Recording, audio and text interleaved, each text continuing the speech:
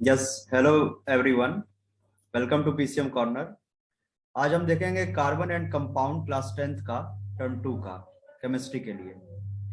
तो carbon and its compound में हम बेसिकली कंक्लूड करेंगे सभी पॉइंट को, बहुत ही डीपली नहीं देखेंगे क्योंकि टर्न 2 के अकॉर्डिंग जो भी इंपॉर्टेंट टॉपिक है वही यहाँ पर इस सेशन में बहुत ही छोटे फॉर्मेट में यहाँ पर शेयर किया जाएगा आपसे। तो कार्बन एंड कंपाउंड में यहाँ पर सबसे पहले स्टार्ट करते हैं कार्बन से, क्योंकि चैप्टर का नाम ही है कार्बन एंड इट्स कंपाउंड। तो कार्बन को डिफाइन किया गया कि कार्बन का नेचर जो है वो टेट्राहेड्रल है, यानी कि ये 4 बॉन्ड बनाने की इसकी टेंडेंसी है, इसकी प्रवृत्ति जो है, इसकी टेंडेंसी जो है वो हमेशा 4 बॉन्ड बनाता है अपने से उन कंपाउंड से, उन एटम से जिनसे कि इसको स्टेबिलिटी मिलती है। हम ये भी देखेंगे कि वो कंपाउंड किस बेसिस पर बनाता है, मतलब कि कार्बन एटम किन किन एटम से कंबाइन कर सकता है और किस ऑर्डर में कर सकता है। वो इलेक्ट्रॉन डोनेट करेगा, एक्सेप्ट करेगा या शेयर करेगा, किस तरीके से ये बॉन्डिंग इसकी दूसरे एटम के साथ होती है, ये हम देखेंगे इस सेशन में। तो कार्बन से बेसिक पॉइंट से क्लियर करते हैं। कार्बन का एटॉमिक नंबर 6 है पीरियोडिक टेबल में और मास नंबर इसका 12 है। इलेक्ट्रॉनिक कॉन्फ़िगरेशन की बात करें तो वो एटॉमिक नंबर के बेसिस पर होता है। तो 6 एटॉमिक नंबर में 6 इलेक्ट्रॉन होंगे। तो के सेल में इसके 2 इलेक्ट्रॉन हो गए क्योंकि इसकी मैक्सिमम कैपेसिटी 2 इलेक्ट्रॉन की होती है। और एल सेल में इसके 4 इलेक्ट्रॉन हो जाएंगे क्योंकि बस इसके पास 4 इलेक्ट्रॉन और बच रहे हैं। एल सेल की इसकी कैपेसिटी होती है 8 इलेक्ट्रॉन की। अगर एम होता तो 18 भी होता, लेकिन उसकी कोई जरूरत नहीं है यहाँ पे। तो यहाँ पे देख सकते हैं कि number of electron present in outermost shell of carbon atom is 4, means the valence electron present is 4। तो वैलेंस इलेक्ट्रॉन मीन्स, अगर आप भूल रहे हैं तो आपको रिमाइंड करा दें कि वैलेंस इलेक्ट्रॉन जो किसी भी एटम के लास्ट सेल में जितने इलेक्ट्रॉन प्रेजेंट होते हैं उनको हम वैलेंस इलेक्ट्रॉन कहते हैं, और उस लास्ट सेल को हम लोग कहते हैं वैलेंस सेल। अब ऑक्टेट रूल ये कहता है कि किसी भी एटम के लास्ट सेल में अगर 8 इलेक्ट्रॉन या फिर 9 इलेक्ट्रॉन हो, 8 इलेक्ट्रॉन हो या फिर फुल सेल हो, इसके फुल सेल हो, यानी कि उनका सेल कंप्लीटली फिल्ड हो। अगर इस उस सेल की कैपेसिटी 8 इलेक्ट्रॉन की है तो 8 इलेक्ट्रॉन पूरे हों। अगर इसकी कैपेसिटी 2 इलेक्ट्रॉन की, जैसे कि हाइड्रोजन की, तो पूरे 2 इलेक्ट्रॉन हो, मतलब कि उसका ऑक्टेट हो या डुप्लेट पूरा भरा हुआ हो उसका। हाँ, लेकिन इसके साथ एक रिस्ट्रिक्शन ये है कि 8 इलेक्ट्रॉन से अधिक नहीं अलाउड है इसमें। यही है ऑक्टेट रूल कि the outer most orbit of an atom must be completely filled but it can not accommodate more than 8 electron. मतलब कि पूरा भरा तो रहे इनका घर, लेकिन 8 इलेक्ट्रॉन से अधिक इलेक्ट्रॉन अलाउड नहीं है। और अगर कंप्लीटली फिल्ड है तभी इसको हम लोग कहते हैं कि वो स्टेबल एटम है। तो कार्बन, जहां तक इलेक्ट्रॉनिक कॉन्फ़िगरेशन की बात है इसकी, तो कार्बन बहुत ही अनस्टेबल है यहाँ पर, क्योंकि इसके पास 4 इलेक्ट्रॉन है और इसकी टेंडेंसी ये है कि अब ये चाहेगा कि अपना ऑक्टेट कंप्लीट करें। अब ऑक्टेट कंप्लीट कैसे कर सकता है कोई भी कंपाउंड, कोई भी एटम? वो या तो इलेक्ट्रॉन लूज करेगा, या तो इलेक्ट्रॉन गेन करेगा, या तो शेयरिंग करेगा।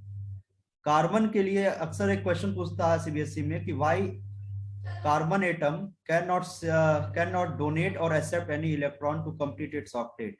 तो ऐसा इसलिए होता है, यहाँ पे एक रीजन दिए हैं यहाँ पर हम, कि ड्यू टू एनर्जी कंसिडरेशन, यानी कि जो एनर्जी है उसके कंसिडरेशन कारण, यानी ऊर्जा के कारणों के कारण, यानी due to energy consideration, carbon के एटम में, कार्बन के सेल में इतनी क्षमता नहीं है कि वो एक साथ बल्क में 4 इलेक्ट्रॉन किसी से एक्सेप्ट कर ले या किसी को बल्क में 4 इलेक्ट्रॉन डोनेट कर दे। तो इसीलिए यहाँ पे समझाया गया कि carbon atom can never donate और एक्सेप्ट 4 इलेक्ट्रॉन। इसके अंदर इतनी क्षमता नहीं है कि एक साथ में 4 इलेक्ट्रॉन किसी को दे देगा या किसी से शेयर कर लेगा। तो ये करेगा क्या? ये डोनेट नहीं कर सकता, एक्सेप्ट भी नहीं कर सकता, तो ये करेगा क्या? ये शेयर करेगा इलेक्ट्रॉन को।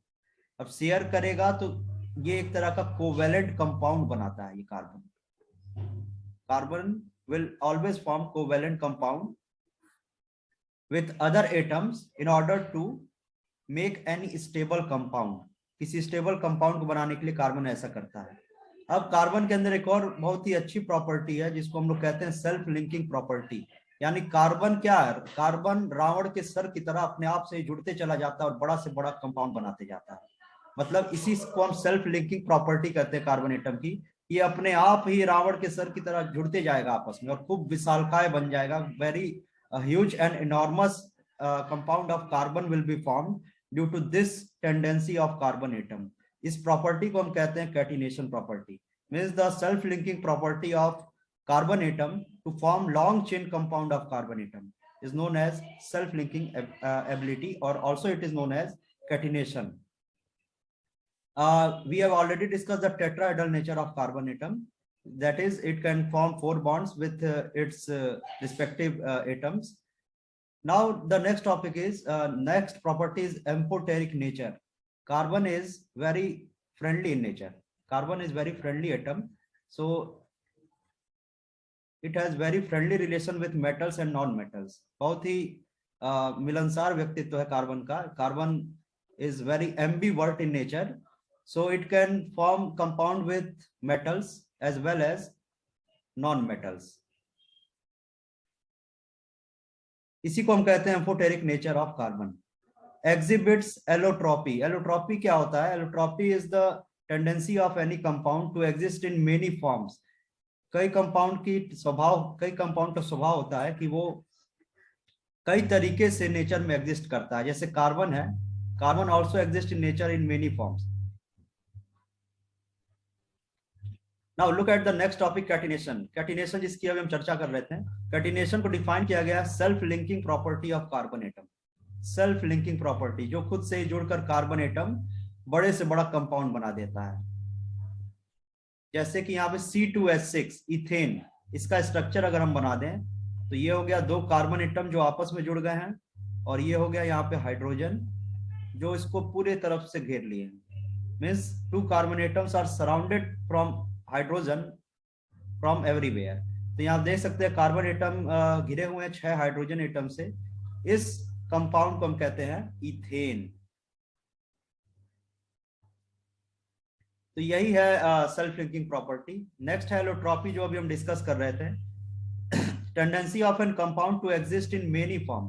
किसी भी कंपाउंड का वो स्वभाव, वो टेंडेंसी जिससे कि वो कई रूप में एग्जिस्ट करता है नेचर में। जैसे कार्बन डायमंड के फॉर्म में भी एग्जिस्ट करता है।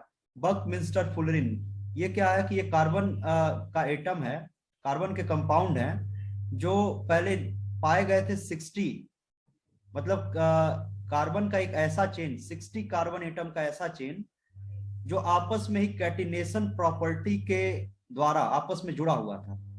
तो इसको हम कहते हैं C60 या फिर फुलरिन भी कहते हैं, on the name of scientist fullerene.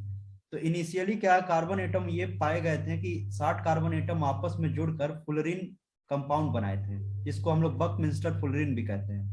अभी तक इसमें 200 से भी अधिक कार्बन एटम को पाया जा चुका है जो जिनके अंदर ये प्रॉपर्टी एग्जिस्ट करती है। नेक्स्ट है एलोट्रॉपी में ग्रेफाइट। कार्बन ग्रेफाइट के भी फॉर्म में एग्जिस्ट करता है नेचर में। अब ग्रेफाइट में क्या है कि कार्बन के एटम्स जो हैं आपस में बहुत ही वीक इंटरमॉलिक्यूलर फोर्स से जुड़े हुए रहते हैं। जैसे कि कार्बन है अगर यहाँ पे, तो कार्बन ऐसे जुड़ा हुआ रहता है। ये है अपना कार्बन और ये है ग्रेफाइट के इंटरनल स्ट्रक्चर। ये सब कार्बन है, ये सब कार्बन है। ये कार्बन एक दूसरे से weak intermolecular force of attraction से जुड़े रहते हैं, which is also known as van der Waal force, which is also known as van der Waal force. So in many times in CBSE asked in exam that what is reason behind what is reason that graphite is so slippery in nature, कि क्या कारण है कि graphite बहुत ही slippery है nature में। तो इसका रीजन ये है कि due to weak intermolecular force of attraction between graphite molecule which is also known as weak van der Waal force, the graphite molecules are less tightly linked with each other. मतलब graphite के molecule बहुत कमजोर तरीके से आपस में जुड़े हुए रहते हैं, जिनके बीच ये फोर्स जो है बहुत ही वीकली एक्ट करता है। तो इसलिए graphite is slippery in nature. तो we can say that due to weak van der Waal force between the molecules of graphite, graphite is very slippery in nature. Next topic हम yes, hydrocarbons. Hydrocarbons क्या होते हैं? जैसा कि इसका नाम वैसा ही उसका काम। Hydrocarbon means compound of hydrogen and carbons. तो हाइड्रोजन और कार्बन के जो कंपाउंड होते हैं उनको हम हाइड्रोकार्बन कहते हैं। जैसे कि मीथेन, प्रोपेन, इथेन भी होता है, दिस इज पेंटेन। और भी कई हाइड्रोकार्बन होते हैं, जैसे इथीन होता है, इथाइन होता है, उसको हम देखेंगे IUPAC नॉमेनक्लेचर में। तो हाइड्रोकार्बन्स मेनली कैटेगराइज किए गए टू वेज में, एक है सेचुरेटेड, एक है अनसेचुरेटेड। तो सेचुरेटेड हाइड्रोकार्बन की कैटेगरी में एल्केन आ जाता है, और अनसेचुरेटेड में एल्कीन और एल्काइन आ जाता है। अब इनकी पहचान कैसे करते हैं? सेचुरेटेड हाइड्रोकार्बन का केमिकल फॉर्मूला इस फॉर्मेट में होता है, जहां पर N है, N is the number of carbon atom. Similarly alkene में जब आएंगे, इसको याद करने का तरीका यह है, बस हमको एल्केन का जनरल फॉर्मूला याद रखना है, CnH2n+2। यहाँ पे हर हाइड्रोकार्बन की ओर जब हम प्रोसीड करेंगे तो 2 हाइड्रोजन सब्ट्रैक्ट होते जा रहा है। ये आप ऑब्जर्व कर सकते हैं यहाँ पे इसके जनरल फॉर्मूला से। तो CnH2n+2 से ये CnH2n हो जा रहा है। फिर similarly 2 hydrogen atoms are reducing here, so यहाँ पे CnH2n-2। तो इस तरीके से हम एल्केन, एल्किन और एल्काइन का जनरल फॉर्मूला याद कर सकते हैं। अब किसी भी कंपाउंड को अगर हमको पहचानना है कि वो सेचुरेटेड है या अनसेचुरेटेड, तो इस केमिकल फॉर्मूला से, इस जनरल फॉर्मूला से उसके केमिकल फॉर्मूला को कंपेयर करके हम पहचान सकते हैं। एग्जांपल के लिए, suppose that there is compound C3H6। तो अब यहाँ पे कंपेयर करें तो नंबर ऑफ कार्बन एटम 3 है और नंबर ऑफ हाइड्रोजन 6 है। मतलब number of hydrogen is double of number of carbon, and this is possible only in case of alkene. Alkene में ये संभव है जब कार्बन एटम्स का 2 गुना होता है hydrogen atom.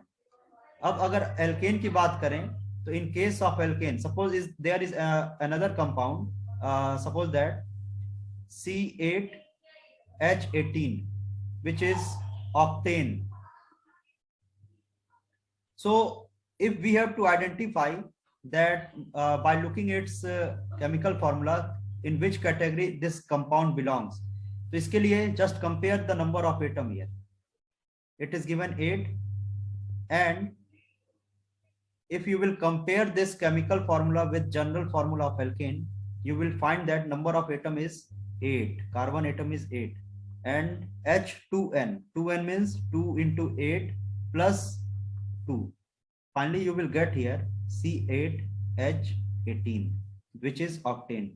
In the same way, in order to identify the alkyne molecule, alkyne compound, what you have to do? You have to compare that compound. Suppose that C7H12 is given. Means if you will compare with this one, 7 carbon atoms are given. C7H2n. H2n means H2 into 7 and minus 2. Eventually you will get here C7H12. 2 7 14 minus 2 is 12. So we will look how to compare and how to identify the hydrocarbons by looking at its general formula. It is just the starting part of the hydrocarbon section.